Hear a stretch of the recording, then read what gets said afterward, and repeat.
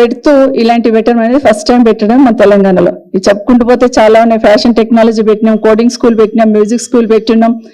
ఇవన్నీ కూడా పెట్టిన సందర్భంలో వాటన్నిటిని నడిపించడానికి చేతనైతే లేదు ప్రభుత్వానికి. ఒకటి క్లోజ్ చేసుకుంటూ వచ్చే ప్రయత్నం చేస్తా ఉన్నారు.